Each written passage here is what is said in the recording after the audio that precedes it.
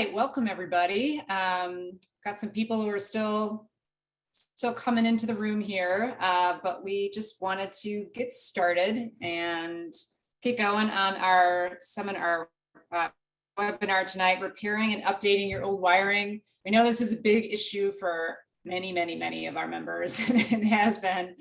So we mined back into our history and found Tom Hoyne, who had given talks way back in the day for us about this, and had some pretty rave reviews.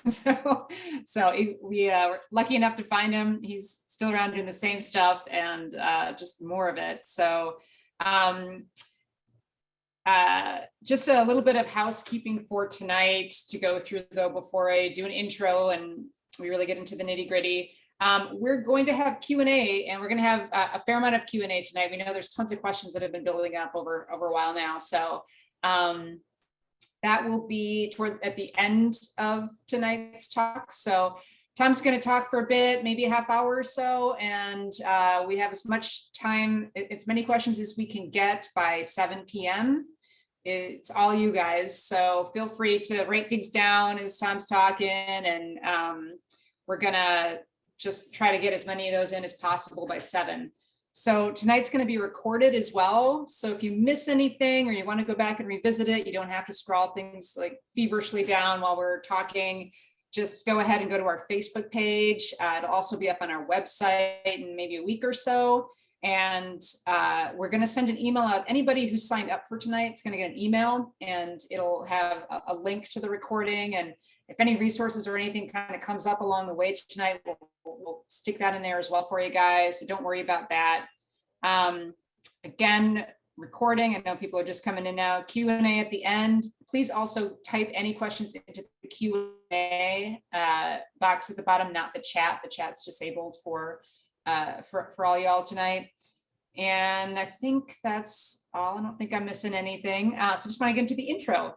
So Tom Hoyne is the owner and supervising electrician at Wizard Electric, a company started in 1980 that is known for repairing and updating old wiring. Thank you. Tom was also the regional facilities manager for Chicago Public Schools from 2010 to 2015, where he oversaw the rewiring of around 24 schools on the south side that had been neglected and needed some help. Tom also spent years as a licensed general contractor and can pretty much do anything from what I've read about your history, Tom. He was also kind enough to invite one of his friends and neighbors tonight, Butch Holst, who hopefully will be joining us. I think he's stuck in traffic right now.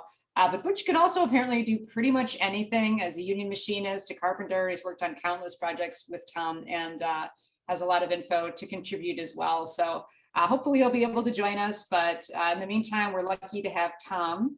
And without further ado, I think we can get started, Tom, whenever you want to unmute and share your screen. I'm going to hide my camera in the meantime, but I'm going to be here if there's any questions or anything that come up. So just so you know, I'm still here. Okay, you hear me? Yep. Okay, good. Hi, I'm Tom, and I'm owner of Wizard Electric. Sorry, Butch is not on here right now to help. Oh, there he is, signing in now. First of all, we kind of messed everything up because I have COVID. My wife got it. Now I have it. It's very mild for me. She has it pretty bad. So our presentation got messed up here. So we don't have all the videos and the pictures that I want to show, but we'll try to do as well, as much as we can to move this along. So I've been doing electrical work since I was 10 years old. When I was 10, my dad, first of all, my uncle's an electrician. He was teaching my dad how to do a 3-way switch in one of our houses in Porch Park area in Pensacola. And he was working on it for a couple hours, and I was sitting there going, Dad, you're doing it wrong. And he's like, you're so smart, you do it. He went to go have dinner, and I went and fixed it, came back from dinner, and it was done.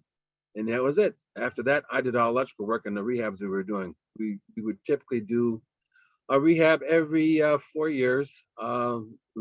We move into it, fix it up, and then move on. So we started out in Humboldt Park, moved to Shore Village bungalow on Bernice and Austin. Then we moved to Pensacola and Long, Belle Plaine and Long. And then our big one was the builder's home built all the bungalows around Porch Park on Hutchinson and Central. Valenti Builders, 5-bedroom original bungalow, It's a Chicago bungalow. It's got everything it needs, but it's 2 stories. It's a smaller version of what uh, Governor Thompson lives on Hutchinson by, I think, Halsted Street, but it's the same type of building, and it's a big one. It's all original. We did the whole thing, added a bathroom in the basement, all new plumbing, of course, all new electric. So that one was 1972 when we bought that one. I would say about 15 or 16. Um, and then was working on that one, and the electrical inspector caught me doing work, and he thought my dad was doing it. And I said, no, I did it. And he's like, there's no way you could do this. And he made me bend some pipe. I bent the pipe. He goes, oh my God, you bend better than most electricians do. So he gave me a pass, but he said I had to call him back to inspect the work I did. I did. And I finished high school. I had a degree in electronics, a little bit higher than regular electricians type work. I went to college and was working for a corporation that thought I had a nice job, a future in it. And one day they just started cutting people in 1979. And they told me that I wasn't going to be able to get promoted like it was promised. And they said that, I told them that, well, I want to go back to a different job. I don't want to be a boss. We're not going to get paid for it. And they told me like, hey, either take it or leave it. I called now he's the alderman, told him, I say, I want to say you can get me a job as an electrician. And he said, I got you a job. He said, you have to start tomorrow. And I said, I'm going to give him 2 weeks notice. He goes, they're not going to give you 2 week notice. You start tomorrow or don't get the job. So I started the job the next day, and that was it. Never went back. That was 1979. Worked for A to Z Electric in Chicago. And then I took my license. I took my test in 1984 after I finished my, you want to call it apprenticeship or on that, and passed the test and got my license 84. I'm still friends with everyone at A to Z, and we actually did a job today together. And that's it. That's history. So my whole thing was when I was A to Z that they really didn't want to do repairs. They didn't want to do those 1-hour jobs. They didn't want to fix anything. They just want to update. They put new meters in, new panels. They didn't want to be open 24 hours. They didn't want to answer the phones after 3:30. And I always like fixing stuff. I'd go and fix everything. And I said, hey, you have all these jobs that people call. I said, how about you give them to me? And they said, fine. So when I got my license, I started my business. And I took a couple of electricians that worked at A to Z, one was my cousin, another one was a guy who was my apprentice. And they let me start the company, and they fed me all these leads. Plus, we had to fix any issues that they had as collab. Like I would fix their mistakes or any errors that they had. They would give me all these jobs and it cost nothing. So when I opened up, I started 3 weeks behind because they gave me over 100 jobs to do. And that's how I started. And then from there, we went on to business with fixing a lot of rehabs that other contractors started and didn't complete correctly. So that's how we got into the repairing and updating old wiring. That's where we got our slogan. So by 1986, we were working just doing repairs. We also would do the updates, we do the services, the meters, but the majority of the time we were doing these half-hour, 1-hour repairs. But then after we fix these things, we come out for an emergency call or whatever, get the power back on. Then they want us to do the updates. They said, well, you fixed it when we need you in an emergency. We want you to do our circuit breakers. So then we started doing the actual installs. We're a GE distributor, which was a big thing back in the 80s. Now it's nothing. You get GE anywhere. You can buy it at home at Menards or Lowe's. Before it was, you had to be a distributor and you had to use their product. It's still the #1 product. It's no longer made by GE, unfortunately, but it's still good. It's still made under the original design of the 1970s when it came out. People have GE panels from the 70s. They're just the same one, or just as good as anything they have out today. And actually, most of the stuff out today is junk. So GE and original square D panels, which is commercial panel, are the two. They don't break. I've actually had GE panels underwater, and once we clean them out and dry them out, they work fine. So that's my history. That's a little bit of how I started. She did mention that I worked for Chicago Public Schools. back in 2010 when we were slow, when we had the big housing crash and everything just stopped. I want to try to keep my employees, so I took a job with Chicago Schools fixing up public schools. A lot of people don't know that if you're in a bungalow area, that like in the Portage Park area, we have Portage Park Elementary, and over by Austin and Irving, you got Old A Thorpe, and you got Gray School. You also got other schools around, like on the south side, you got Cook, and all these schools were built by the bungalow builders. And these are basically built the exact same way as a bungalow. They're big bungalows. So they're the exact same kind of piping, everything inside. They got plaster left, and everything's almost exactly the same as a bungalow, but they're just massive inside. Instead of being, you know, a 4 or 5 room bungalow, it's, you know, 40-room school. So I was offered a job to go be a facility manager for them, and I took the job. They gave me 47 schools to start with, all on the south side. I had Dunbar High School to a school at like Henderson, which is like 55th and Damon, and all the ones in between, all through Bridgeport and everywhere else. And most of the schools were, fortunate for me, were untouched. Just nothing worked, but nothing was touched. Which you might say, well, what good is that? Well, a lot of schools here up north where I live, they would update stuff and like overlay and not really fix anything. They just put stuff over it and nothing really works still. And then most of the stuff they put in the 80s and 90s is no longer worked. It's all obsolete. So all the high efficiency boilers they put in the 80s and 90s up here no longer work and pretty much can't get parts for it.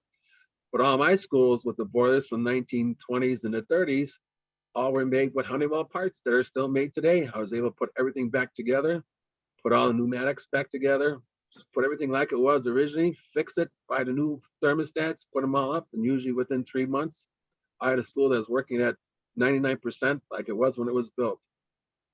Being an electrician, the electrical part was nothing, but then also at the same time, I'm updating the schools with Wi-Fi. A lot of them didn't have it.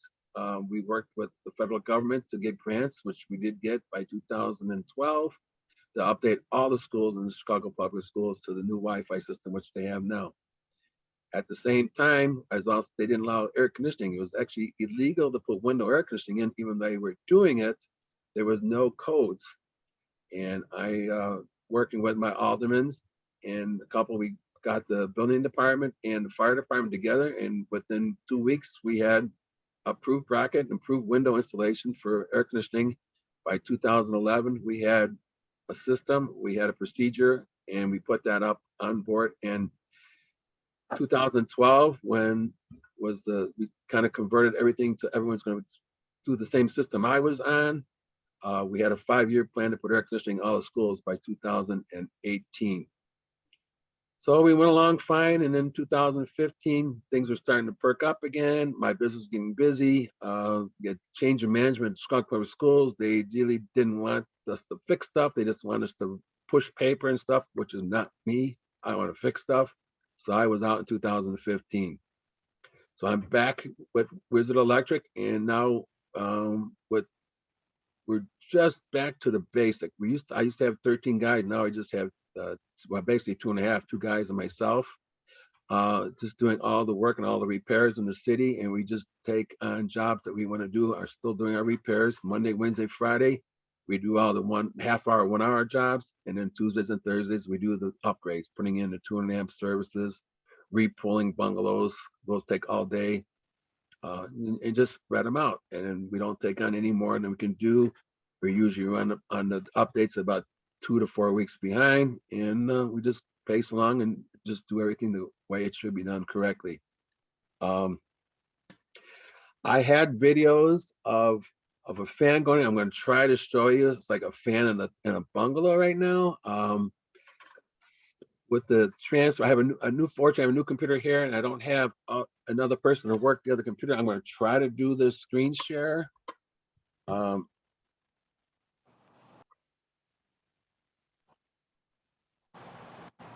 Tom, should we say hi to Butch first, since we If didn't you can, actually? you want to put Butch in there right now. I'm getting this ready.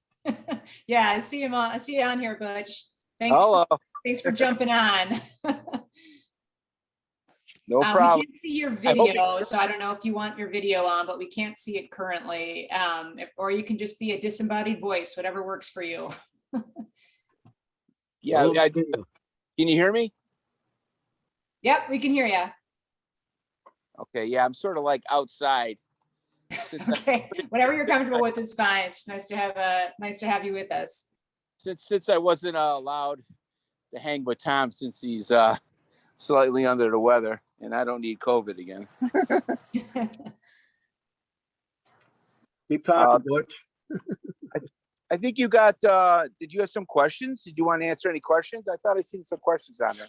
I wanted to let, the way we usually run this is we can let the speaker run through what they want to talk about, because I'll answer probably some of the stuff that would come up, and then we'll open it up for Q&A. So Tom's got some stuff to show that we've mentioned, and like video and some images, I believe. He's going to talk through those, and then we'll do all the Q&A with the rest of the time up until 7 o'clock.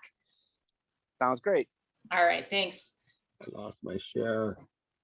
I'm still working on it. Butch, talk to him. Tell him about what you do. Yeah, feel free, Butch, Butch, throw if you some- want to talk a little bit about it. I mean, whenever you're ready. Just want to have enough time for Q&A, and we're good to go. Sorry, guys. It's not working. Butch.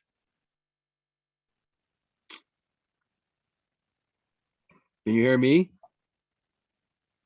Hello. Yeah, we can Okay. hear you. Okay. Butch, yeah, if you want to talk a little bit about, I mean, I just want to start getting into some of the electrical, I don't know, a little bit about you and anything that you have to add about that. Feel free. No, Tom did a pretty good job on it. He's the supervising electrician, and pretty much I help him whatever he needs to do, and that's how it pretty much works. We follow his lead. Why don't we, you know what, why don't we, while Tom's reading this, actually, why don't we start just going through some of these questions in the meantime? We may as well. So let's see. We had a pretty specific one here that came in early. So Jean asked, she has a multifamily building that's reinforced concrete. She said one day the light switch in one room failed, rewiring was needed. The electrician who is familiar with her building couldn't figure out how to pull a wire up from the board in the basement. She's on the first floor. Hopefully this makes sense to you guys. So he took it from an outlet on the same wall as that switch. That outlet, another, and a nearby light switch are now decommissioned due to code problems. When she can afford to get all the electrical work done, she's asking what search terms she should use to find experts to help her electrician. Does that make sense to you guys? A little bit. First of all, what city is she in? Chicago. Then she should be calling us. There's no one else.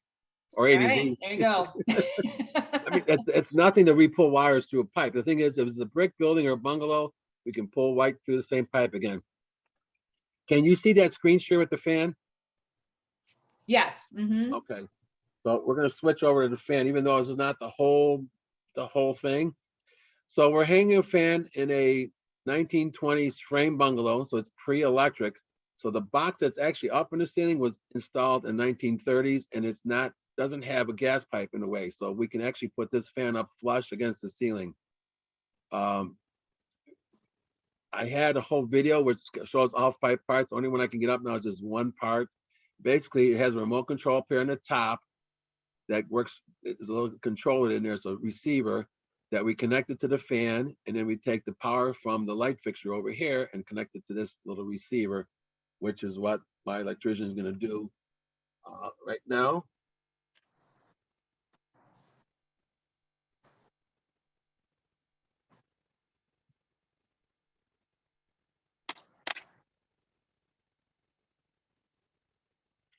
This is the one that I like to show because this is where most bungalow owners have a problem, because they can get this part up, they can get it bolted, but they can't get this cap over these wires. And it's kind of funny because he's not that he's nervous, but he laughed because he usually can do this one-handed in the dark.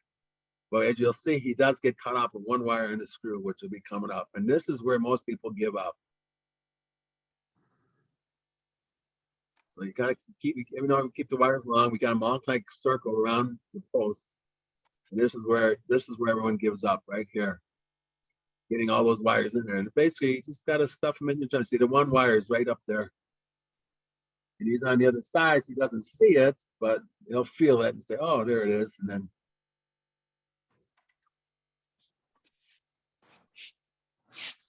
and it went back up there again, so he'll feel it again.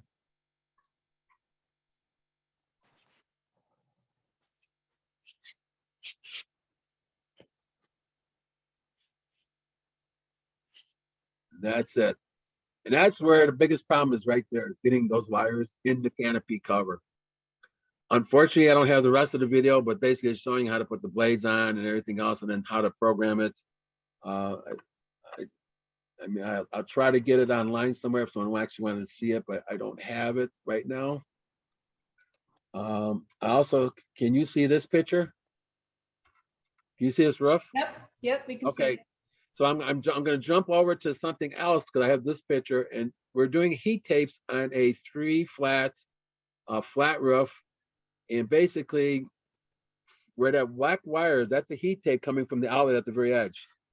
And the reason why we brought it up to here is because past this little air scoop from the kitchen sink is a back porch that's not heated.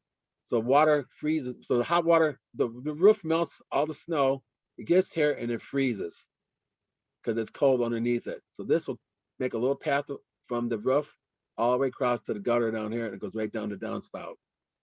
It was a simple fix. We were going to put more lines on the roof, but we did this last year, right before in November, and he said it worked fine. He goes, I doesn't need any more. He's happy with this job.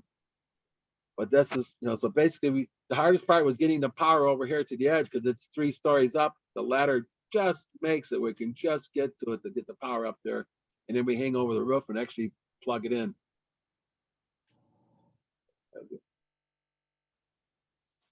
And that's it on my pictures, unfortunately. So I guess we're going to have to go to the question and answers because I can't get any more. Oh, maybe I'll get one more, maybe.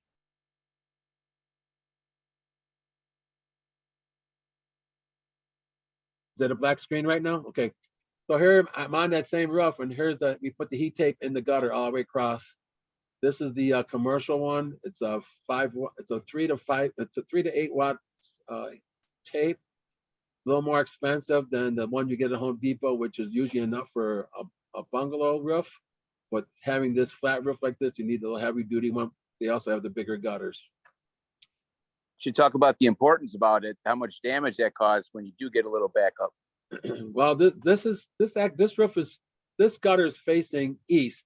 So the sun's going over, it's going over this side here. So there's no sun on this gutter. On the downspout, it freezes up. The roof is getting sun on it on the front part, plus the little heat that's coming through the roof.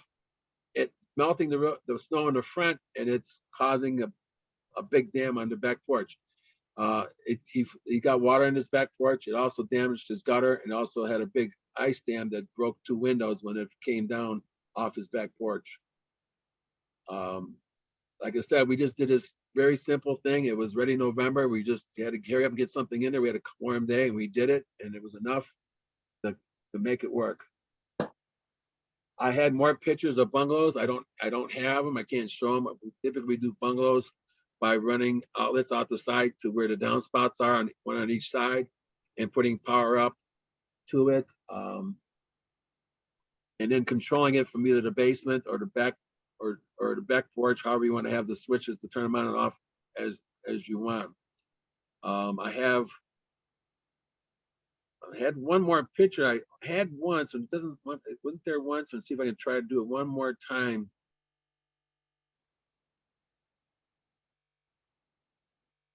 The only reason I was saying the importance because I have a bungalow too, and I had to get it because I had such a big ice dam in there. I had like a waterfall going inside my house.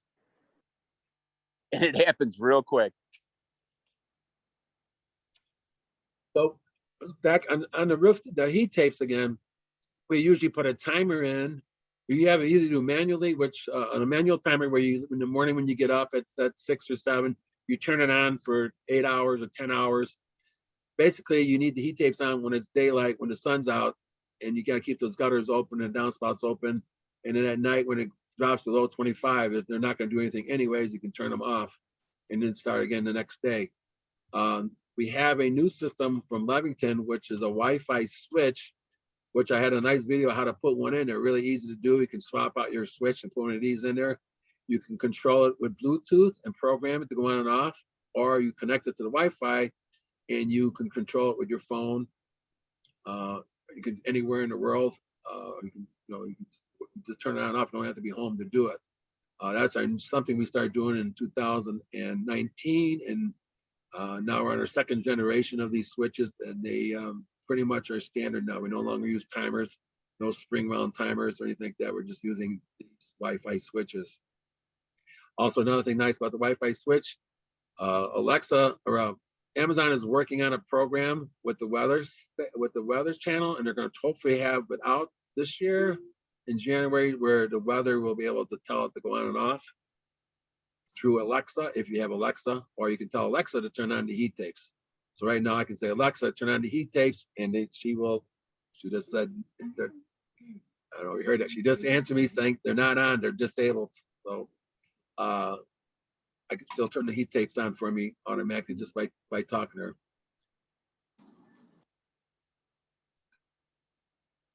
Anything else on the heat tapes, Butch? Butch, anything else on the heat tapes? No, not that I could think of. Okay, so. But I want to do Wi-Fi. Can you put me down for a Wi-Fi at my house? Sure, no problem. I'm the old school. I have the timer still on mine. Yeah, you go. Yeah, I know it works fine. You get up in the morning, you leave at 6, you turn it on, you come home, it's done. Okay, so I don't see the questions. I don't know if anyone's asking questions about the heat tapes, but I'm going to go to one more video I do have. Unfortunately, it's the last half of a bungalow we did, but it's a room edition. I was really wanting to show you the new part, but all I have is the actual kitchen part of it. Oh, it's saying it won't play. I don't know what happened. Try one more time. That modern technology.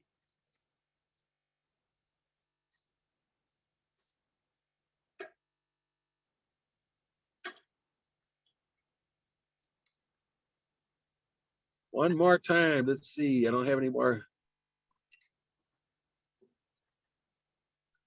So this is a kitchen, bungalow kitchen. I'm showing you the cans. Unfortunately, it's through a text. So right here is the original pantry light fixture that we can't remove because there's 3 pipes coming in that's feeding the second floor. This is not a bungalow. This is a Cape Cod. So the bedrooms are upstairs. Even though it's also built in the 30s like a bungalow with a heavy wall pipe. We cannot remove this because these heavy wall pipes are in the floor of the bedroom upstairs. So we left that there, and then we took a pipe off of it so that these can lights that we installed in the kitchen piped them all around. One of the things I want to say is that we go to these new homes and people put can lights in, but they put the circuits for the kitchen through the can lights. So if there's ever an issue with a power circuit to the counter, like this is a counter outlet right here, if the power is going through the can light, we want to add more power. We can't because you can't take the can apart to add more circuits. It's almost impossible to do. It's hard enough to do with just 2 wires in it. To put 5 or 6 wires in it, it's just impossible to work. But we're hitting more new homes, and that's a big issue with homes where they only have 1 or 2 circuits in a $750,000 home, and they want more circuits on the second floor. We can't get to it without running a pipe on the outside of the building, backfeed it to one of the outlets in the kitchen. So as you see, we did here all our stuff is all the outlets in the kitchen are on their own circuit and on their own pipe. Excuse me. so that you can always update and change and not worry about the lighting compared to the power for the outlets in the kitchen. We also put all the outlets in the kitchen on a 20 amp circuit, so we have full power. So usually you can run 2 items like a toaster and maybe a coffee maker. Now you can't brew and have the toaster on at the same time, but if you brew the coffee, it goes to like 300 or 3 amps, and then the toaster runs about 11 amps, but you're able to run them both together. That's one of the things that we are seeing now in the new homes. A lot more problems with new homes than we do at bungalows, which is another amazing thing, that the bungalows that were built back in the 30s will be here another 100 years. I'm seeing houses that were built in the 90s and 2001, 2002, 2003 that are pretty much molded and rotten, and they're going to pretty much not going to last 50 more years if they go that far at all without rebuilding the whole outsides. Crazy. Yeah, I've seen some crazy stuff too out there. Well, I mean, we've got over 20 questions in the Q&A. I think we should just jump in. Okay. I can read them to you. If you guys feel like scanning them, you're welcome to do that too. Doesn't matter. Can you put them on so we can see them or no? There, if you look at the bottom of your screen, it should say Q&A. Although I know you've got like 3 screens going over there, and your I do see it. tech basement. So normally I read through them, but since we've got a good half hour here, we can really get into them. Can you put that on? Can you put that on so everyone can see it when we're reading it? That's a good question. Wait a minute, Mr. Technology, maybe he can do it. Let's see. Go. No, it didn't work. Let's see here. Yeah. Wait 1 moment.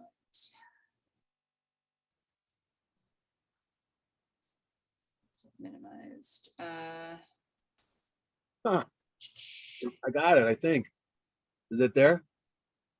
No, I'm not seeing. I mean, I have it open on my screen, but I don't.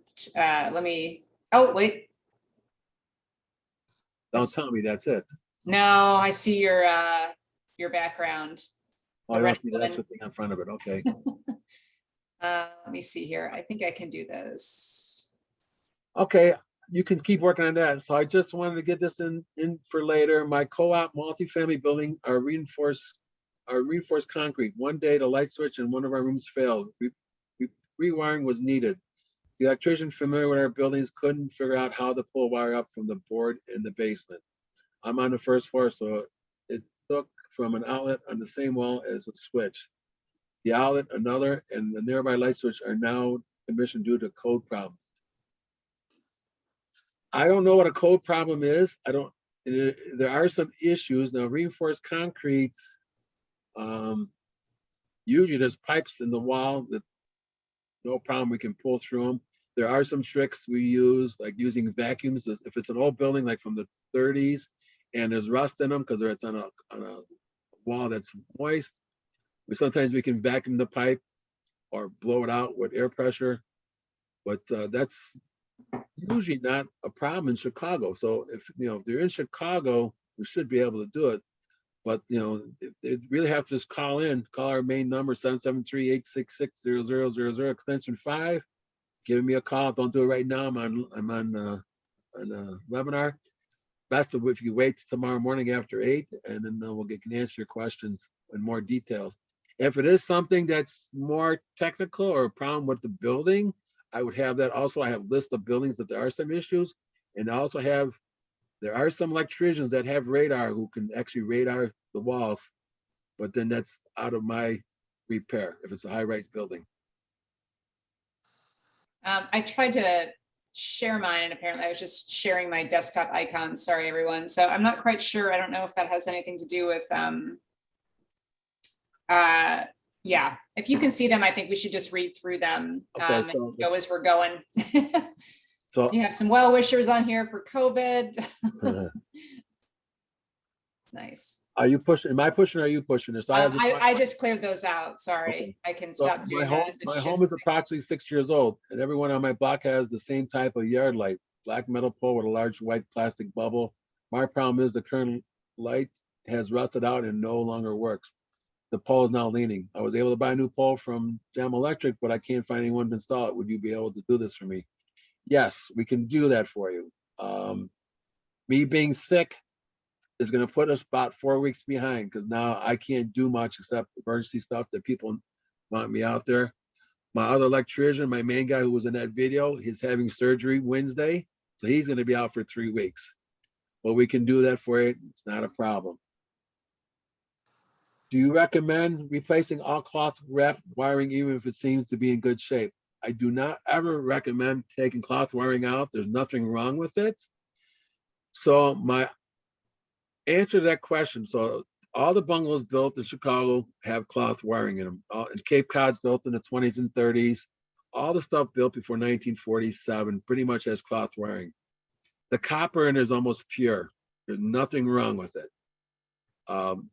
Back in the 90s and in the 80s and 90s, recommendation was, yeah, we would pull it out and split the circuits, take 2 circuits out, put 4 back in, take 1 out, put 2 in, or 4 back in. But the reason back then was something that it's really going to blow your mind is because color TVs used to take 5 to 7 amps. So if you had more than 2 TVs, that original 15 amp circuit, you couldn't put a third TV on it or put anything else on it. It would overload. Whoa. Today, that brand new 85-inch TV that takes up the whole wall takes less than 1 amp. Actually, it takes a half an amp. Takes no power. So you can put 15 of those on the bungalow circuit and not have a problem, which is the weirdest thing to think about, that it's not an issue anymore. So I never recommend taking out the cloth wiring other than if you need it for circuitry or for power on existing circuits like back in the 80s and 90s. If you're going to do anything, if you're going to spend, right now it costs roughly about $3,700 to $4,500. It's up to double for what it was from 3 years ago because of COVID stuff. But if you're going to spend the money, I'd rather see you adding more outlets in the kitchen and the bathroom where you need it. The 3 places you need outlets and power are anything that heats or cools or has a motor in it. So a refrigerator, a toaster, a coffee maker. If you have air conditioner, you need that. So I would spend the money putting an outlet in for that, making a 20 amp, running right back to the panel. Typical bungalows between $400 and $600. Add a circuit on the dining room. This, in the kitchen, it's a little bit less because it's closer to the panel. That's where I would spend the money. Now, here's the one that really throws everyone off. The biggest item in the house, and everyone's like amazed when I tell them this, is that 1800 watt blow dryer. That blow dryer takes 15 amps. Yeah. It does not work on original bungalow circuit. Or you have one light on and you have the 1800 watt blow dryer. That's 1500. That's 15 amps, and then the extra 60 watts for the light bulb. That's a half an amp over the limit. Turns off. Got a curling iron. There's another 10 amps. So you can't use it. So I recommend putting an outlet in the bathroom, 20 amp. It is now code. I got that approved in the city code 1999. They have mandatory 20 amp outlets installed in all new buildings because it wasn't something they used to do. Now, I think in 2020 or 2022, it's coming out now, you need to have 2 circuits a bathroom. If you have double sinks, they're going to have 2 circuits, 1 for each sink, because you can't, again, run anything other than 1 blow dryer on a 20 amp circuit. So, no, I don't recommend taking the cloth wiring out. Cloth wiring is, everyone says, well, it burns. Well, guess what? Plastic burns too. You take a match to it, it burns quicker than the cloth. The cloth wiring actually doesn't burn that quick. It will start on fire if you take a match to it, but it's why you taking matches to wires. It's up in a box, it's closed up, it's sealed up, nothing's going to happen to it. If it gets wet, it has to be replaced. So if you have a fire in your house, which is another thing that people don't understand, let's say you have a kitchen fire. So all the power in the bungalow comes up through the kitchen wall, the center wall. Typically, 80% of them come up the center wall between the bedroom and the kitchen in the original bungalows. If there's a fire in the kitchen, the heat from the kitchen will melt any of the new wires, the plastic ones, into that pipe. We can no longer pull those plastic wires out because the plastic is molded into the pipe. But guess what we can pull out? That cloth wiring comes right out because it's basically pretty much close to asbestos. As long as even if it burns or gets charred, it's just dust. You just pull it out, blow out the pipe, vacuum it out, and put new wires in. If it has the new wiring in it, now you have to repipe the whole thing new. Everything has to come down to be repiped and new. Tom, there's a question about, sorry, about black wire. It says our 1921 bungalow has black wire. Is it still safe, or should we have the house rewired? And also, what would a ballpark cost be for rewiring a whole house? I don't know what the difference between what black wire is. Okay, so it's not black wire. So when the wiring is cloth, it's a white cloth dyed black. You have a white cloth for neutral, and you have a white one that has a red line on it for the switch legs. Or sometimes you had an actual one that's dyed red. With the soot and the dirt over the years, depending where you're at, all the wires pick up the dust, all look black at the boxes themselves. If you pull it out, you'll see fresh wire, you'll see the colors again. We don't really care. We don't need to see the wires. We test them. We know exactly which one's the hot, which one's the neutral. You have black wires, but physically, if you pull some out, you can see the colors again. Just soot and dirt. And what would be, if someone were to rewire their house, if there was some concern, is there a ballpark for bungalows you've worked on? So right now, it hit a high of 4,500 for a 2-bedroom bungalow. This is just the original 2-bed. This is just the first floor, just the original piping. So when the houses were built back in the 20s, all there were lights. There were no outlets. You had 2 outlets, one in the kitchen and one in the dining room. The one in the kitchen was for a table lamp because there was nothing to plug in. There was no refrigeration yet. There was ice box on the back porch. You had a wood burning stove, didn't even have gas. And in the living room, that was for a vacuum cleaner. If you were able to get a vacuum cleaner or a radio, they just kind of put it in there as just a place to have an outlet. And that was it. So basically you're pulling from light to light to light to light. Occasionally you have some switches if you have a deluxe bungalow, or they paid for like sconces, which was an upgrade in your house. Certain areas, southwest, southeast, northwest, like Porch Park, most of the hot bungalows have at least 2 sconces in them around the parks, around the nicer ones. And they usually have a switch in the living room and in the front hall and in the kitchen. And that's what we could repull, all those original pipes. So it's just that is what gets repulled for that price.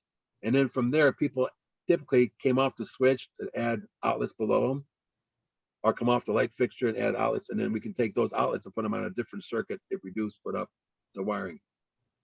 So right now we're down to about 3,700. It's coming down again. Last year, or 2019, we're doing it for 2,700. The price of wire is still, it used to be $25 a roll. It's still 120, I think, a roll.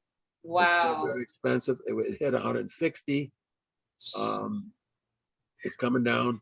That kind of, and there's another question on here that was asking, if your whole bungalow needs electrical repairs or upgrades, can you break it into smaller projects, or does it really make more sense to do it all at once? Well, basically anything that's not working, we fix it right away.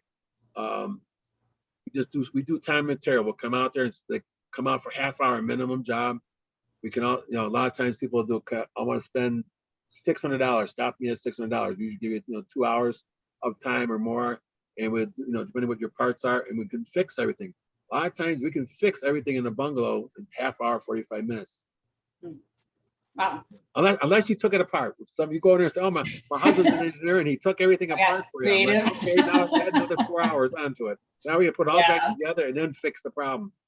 That's where your big problem come a lot of times when people do go and try to fix it themselves. Then they start breaking the wires and insulation, then you got a bigger problem then. Seems to be with most things. Yeah. And so speaking, like if somebody wants to go in there and tinker, so I think you said no, leave it alone. But just to reiterate, if you haven't had any issues yet, should you bother checking your wiring, or should you just leave it alone until you have an issue? If you don't have any issues, there's nothing for you to check. Just leave it alone. Okay. If you want to put new switches in or new outlets in, replace what you have, like put something a little nicer in, and you want to do it. My recommendation, you're going to try doing it yourself, just do one device at a time. Turn off the power, change it, turn the power back on, make sure it's working, go on to the next one. That's another big error. People go and change 5 or 6 outlets, and then all of a sudden now nothing works. They don't know where they made the mistake. So now they're lost. We do one at a time, turn off the power, fix it, change it, turn it back on, test it, works good, go on to the next one. And you can usually do, you can change everything out. I did want to show a video of how changing a switch out is very easy, or how to put a Wi-Fi switch in, but unfortunately I can't get it up. Yeah, COVID. Just to let you know that you can do anything in your house except electrical code wise. Yeah, there's a code question. I didn't tell you can do this. I'm just saying that this can be done. Yeah. Yeah, there's a question that is who handles code inspection, and how do homeowners begin a complete rewire with financial support? Also, if you know any financial resources that way to help offset costs, that'd be great. But yeah, if you could talk a little bit about it's a little bit about code and what you need to get permits for and how that works. So you're supposed to have permits for everything, basically. Yeah. So right. So we don't take out permits for the repairs, even though we're supposed to.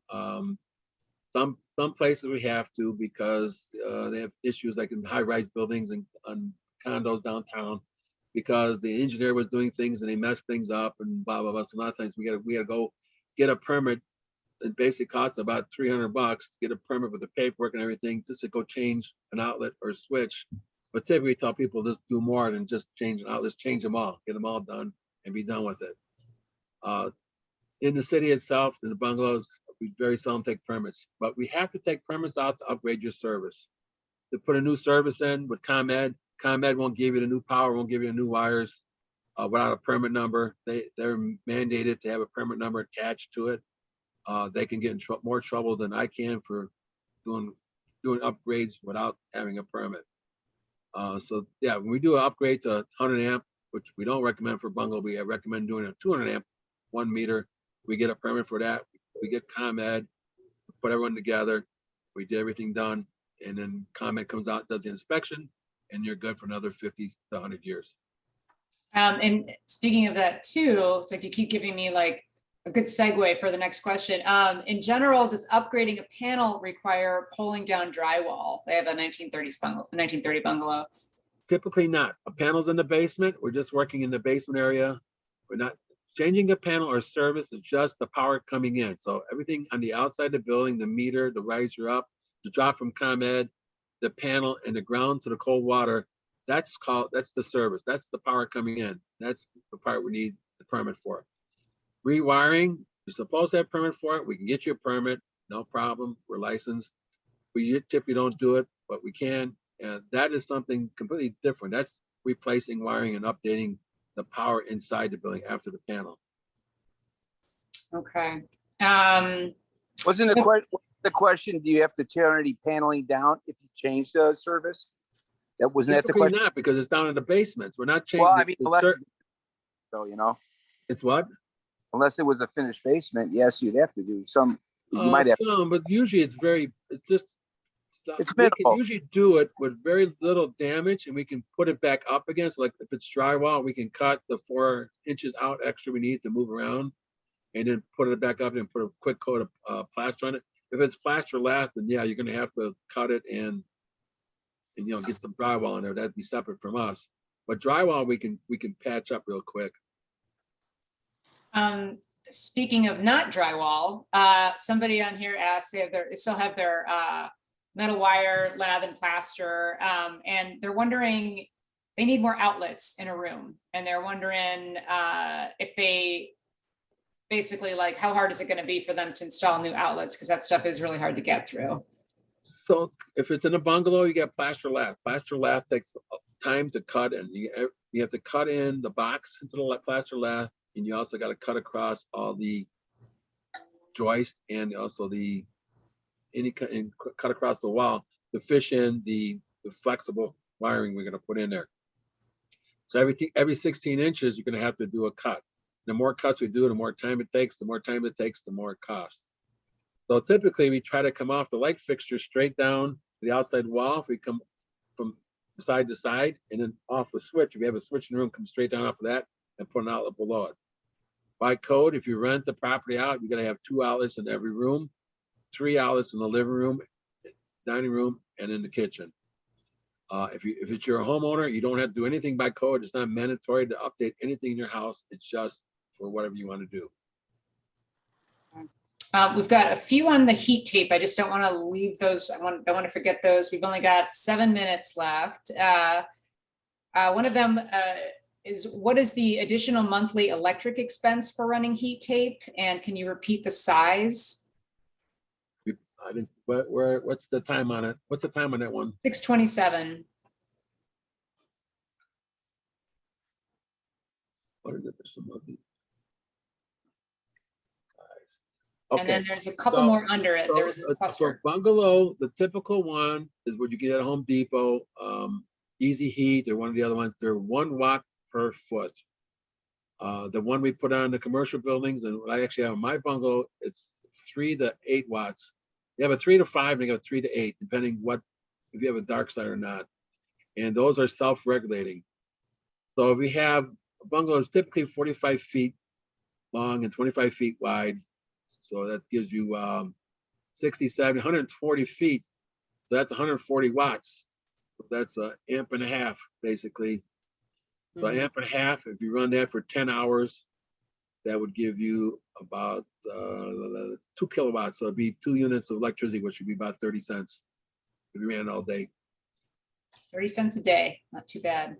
All right. Yeah, if you ran all day. So that's a rough calculation. But you get the idea. It's not Right. too significant. Yeah. Some bungalows, we only have to do one side. It's the side that's in the sun. Just like my bungalow is on an angle because it's off of Elston. Only I call it the south side, gets in the sun in the wintertime. The north side, there's no problem with the icing at all. Even though I have them in there, I very seldom use them. I just basically got to keep the south side melting. Can the heat tapes replace radiated heat? No. Radiated heat. Well, this is a trick question. So you can have radiated heat in your sidewalk. You can also have heat tapes in sidewalk for ice melt. They do have electric and they have hot water. Well, what's not water? It's Glycol. What's it called? Glycol. Yeah. Yeah. So if you're talking that way, then yeah, I would go with the glycol. That's much cheaper to run heated water through the sidewalks than is use electric. Electric heat will be slow on the sidewalk, but it does work. This one seems important, so I don't want to neglect it. My friend replaced a ceiling fan in the kitchen. Now I get an electric shock from that area in the attic when I touch it. Do you have any idea why this is? Yeah, you hired your friend. That's if you don't know what you're doing, then you shouldn't do it. It shouldn't happen because if it's a bungalow and it's grounded, the grounded pipes are grounded, so it should short out. Now, I see we got some people from California here. I see people from all over the United States are sending in. So if it's Romex, we don't have Romex there, so we don't have that issue. So, it's. I'll have someone come out. Yeah, you have to call. Yeah, you got to call us. We can come out and fix that. No problem if you're in Chicago or close suburbs. Yeah. And we also work. We also work at 100% of the city of Chicago, everywhere in Chicago. And then we also do like Oak Park, anywhere there's bungalows, Oak Park and Oak Lawn, and things like that. Berwyn. Right. Previous owner installed a lot of MX, BX flexible metal conduit. Should this all be replaced with hard conduit? And what is code for allowed length for flexible BX wiring? For flexible BX wiring, which is also known as AC, BX is the quick term, but it's not. We don't have that. BX hasn't been made since the 40s. AC is armored cable. If it's in the wall, there's no limit. Once it comes out of the wall until 2020, or no, 2018, there was a 6-foot limit. Now there's a 25-foot limit. So it's a little confusing, but there really is. We went to a national code. Chicago used to have their own code. We're on the national code, and that's what the national code is, 25 foot. Typically, we don't go that far. We pretty much within 18 inches, we switch over to pipe and then we run pipe. That's how the old code was, and we still do it that way. Okay. This one I want to ask because it's come up. I recently have had a Google Nest thermostat installed. However, it mentions having a C wire. Can I get around this? Yes, there's a adapter you can use for the C wire. You can go to Amazon and order it. I think it's $25. Basically, it it's sharing the wires that's not being used. So when the air conditioning's on, it's using the heat wire for the C, and when the heat's on, it's using the air conditioning wire for the C. It's a quick way of just saying how it does it, but you can get that from Amazon. It's just called a C wire adapter. Okay. One person's asking, since they don't need to take out the cloth wiring, if everything seems to be working pretty well, What can time? they? What's that? What's the time? Oh, on sorry, 6:40. I'm skipping around here because I'm That's just okay. questions that I know we get questions about a lot on the phone. Okay. I'm kind of centering. So 6:40, Linda. Yes, you can. So you don't have to take out the cloth wire and add more outlets. The thing is, you're limited to the circuit that's on that. So if you're the 15 amp circuit, you're not plugging anything else onto it, you're fine. You just have TVs. Chargers for phones take no power. They're like less than a quarter of an amp. Computers, laptops are going through batteries and chargers, take less than half an amp, 50 watts basically or less. Laser printers, that's the only thing that does take power. So if you have an HP 1200 home laser jet from the 2000s, it takes about 10 amps only when it's printing. Once it's printing, stops printing, it takes no power. Other than that, inkjet printers take no power. You can run anything you want on your original bungalow wiring. How about we take a couple more because we're almost at 7. Is that cool? Yeah, I'm fine. Okay, great. I have a knob and tube overhead wiring from attic to outside powering the garage. I live in Elgin and an electrician said that the wires need to be buried if I want to replace them. Well, I don't know about Elgin. In Chicago, we can put overhead wiring in residential buildings. The new national code says you can use overhead wiring just like ComEd does. So most suburbs in Chicago do not allow it, but they will allow it now for towing to a garage for 60 amp service for if you buy an EV vehicle. So Lincolnwood, Skokie, all of them are giving in only if you're putting 60 amp panel out to the garage, if you do it the correct way, which is a 4-wire drop. Got to have a ground, a neutral, and 2 hots. And they will allow it. So Elgin should allow it too, but just and I have to go up to 60 amp, the minimum, to get into that part of the code. Okay. This one's got a bunch in it, so maybe we'll tackle it. Just one other thing I do recommend going underground if you can, but sometimes you got driveways, pavers, other stuff in the way where you can't, which is a reason why that Lincolnwood and Skokie do allow it because all the patios in the backyards. Okay. This is one at 6:39, but I'll read it out loud just so everybody can hear it too. 6:39 though from JB. Many older bungalows built in the 30s had few outlets. As more were added, it appears the wiring was daisy chained, so multiple outlets are all on the same circuit. Understanding that each house is unique, what is the cost range for rewiring homes to spread the lines over more circuits? And there's another part. Also, my outside line from ComEd to the house is just some kind of wrap over the wires. The wrap is deteriorated and the wires are exposed. How much does it run to replace this wrap with a pipe that I see on other homes? Okay, the first part is, yes, they're daisy chained, as he's saying, they're all connected to the same circuit. Unless you change the circuitry in repulling the wires in the bungalow, it's going to be on the same circuit. If you want those to be separate circuits, if you have an actual reason why, like you're going to put an air conditioning in, I would just run a separate circuit for that one item. If you're not plugging anything other than TVs and chargers and stuff, you really don't have to if it's not overloading the circuit. So if it's not overloading the circuit, I just leave them bunched up. There's no limit on how many outlets you can have on a circuit. You can have 1, you can have 100. Doesn't make a difference. If you're building a new house, you can't have more than 10. But for what he's using, if he's not blowing the circuit or overloading the 50 amp circuit, then he's fine. So it's up to him on that. That's his call. If he wants to repull, we can do it. Up to him. Now the outside line from ComEd. So the outside line from ComEd to the house, the actual drop, that's ComEd's. I don't think they have any deteriorating lines. But I think he's talking about the wiring on his house, which is a cable, which that would be still his. We would replace all that with a new service. He's got to upgrade to 100 amp or 200 amp. And that is something we do all the time. And that's where you got to get the permit and get ComEd and upgrade it, put new circuit breakers in, new ground to the cold water, the street side of the cold water pipe coming in the house, ground right outside. All that's part of it. So if you can give us a call, send some pictures, we can give us a good price over the phone, what it's going to cost to update it. But it is actually, let's just say ComEd is actually their wire. If he has a 3-wire old cloth wiring, ComEd's not going to change that cloth wiring one unless he updates his service. If he updated his service and the service is fine, I can get that changed for him, no charge from ComEd, but I have to see something to get them to do it. Okay. All right, one more just quick one, if that's all right. Just because this is also important. We have a lot of older members. It says, my elderly mother was charged $12K to have a 2-bedroom bungalow rewired. Is there a regulatory agency that she can complain to? Yes. Talk to your local city inspector. City And then inspector? talk to them about it first, and then they'll tell you to call the Illinois Commerce Commission. But the problem with Illinois Commerce Commission is they regulate ComEd, People's Gas, all the utilities. So yeah, with ComEd doesn't, let's say I do a service and ComEd, right now they're about 2 months behind on the updates.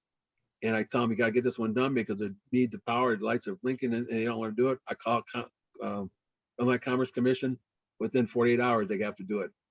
So Illinois Commerce Commission. yeah, but that only works against ComEd, People's Gas, and the utilities. It doesn't work on other contractors.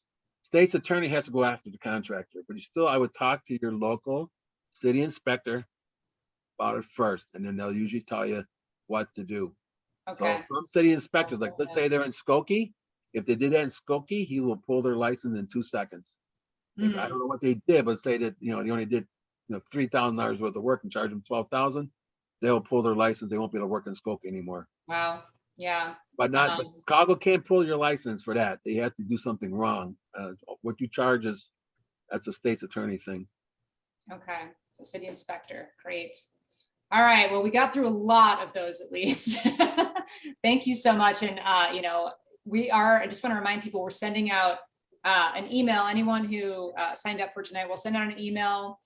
It'll have the info about Wizard Electric and how to get a hold of Tom, and also a link to tonight's recording. You can also see our recording on our Facebook page. We're on Facebook Live right now, so that's going to live there from now on, and we'll have it up on our website as well in a week or so, if you want to look there. But all this stuff has been recorded, so you can go back and watch as many times as you need to. I know I need to revisit things constantly, so thank you so much, Tom. Thanks for doing this with COVID. That's well, I'm okay. amazing. I'm sorry, it was a bit of a hurried, crazy day. I wish I wish all my videos would have worked and some pictures, but hey, next time. Yeah, you can't. I mean, it's crazy times we're in right now, so we're still in them. So thank you for doing all this. Thank you, Butch, as well, for hanging out with us tonight. Thank you for inviting us. Yeah, our pleasure. Absolutely. And thank everybody else for sitting inside this lovely evening and watching. And again, we'll have this recorded, so we'll get that out to you. Thank you guys so much. Good night, everyone. All right. All right. Great night.